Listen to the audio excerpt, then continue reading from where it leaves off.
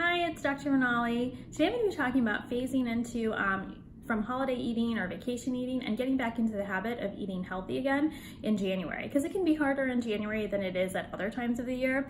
That's because a lot of times after the holidays you don't have as much to look forward to. You've already gone to a lot of parties, so there's not as many social events in January, and you may have just gone on vacation, so you don't have any vacations planned in January.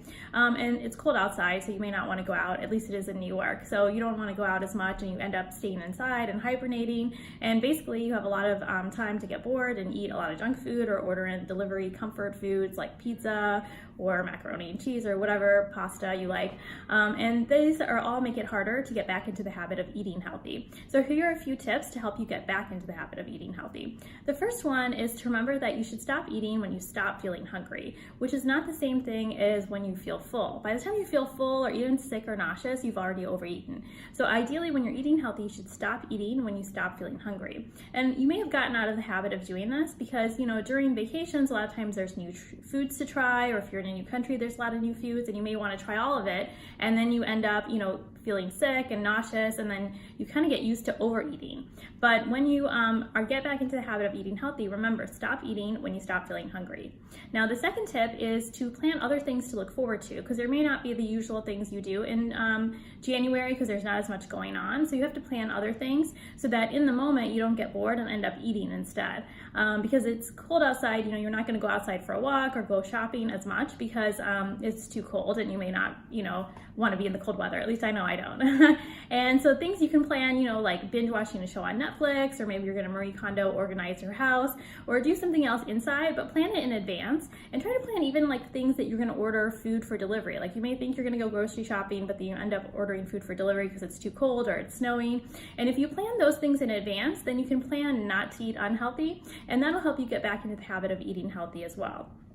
And the third thing is that, it's easy to think that you can go from a whole December of eating unhealthy, and on January 1st, suddenly you're going to start eating healthy again. But in reality, that's a lot harder to do, to dramatically make that change from December 31st to January 1st.